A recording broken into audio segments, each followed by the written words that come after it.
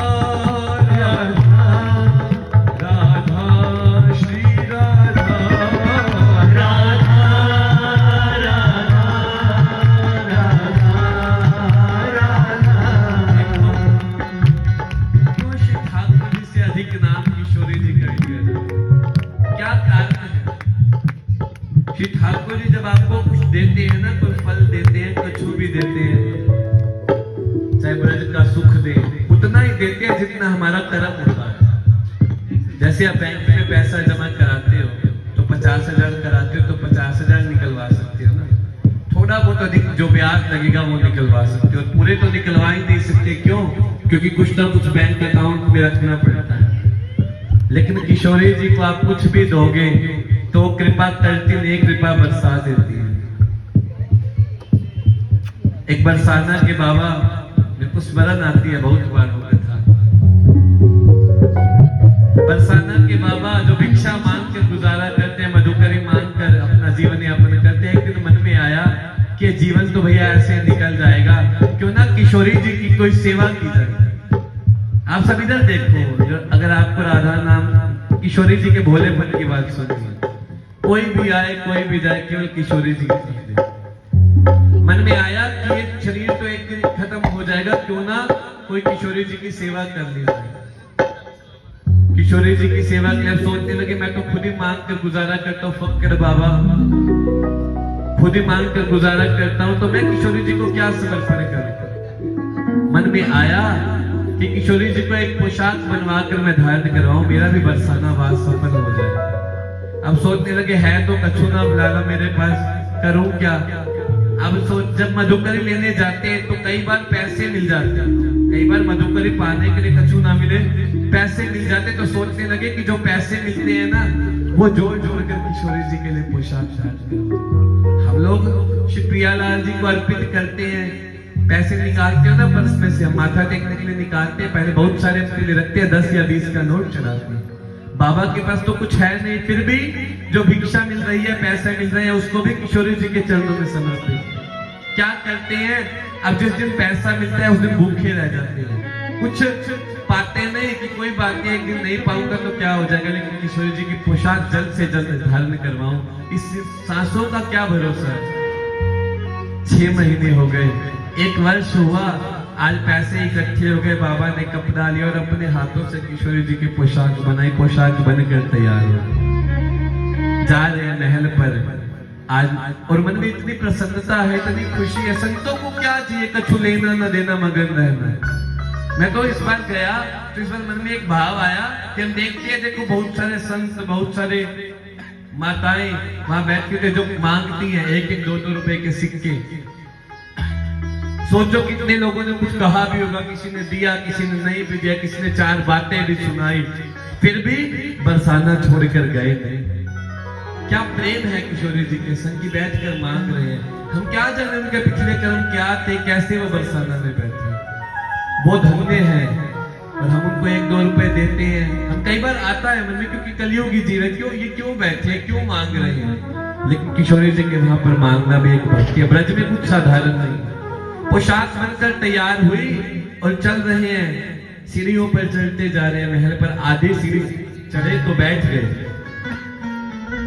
गए, क्या हुआ, चला नहीं जा रहा, क्योंकि बुजुर्ग है, बुढ़ापा है।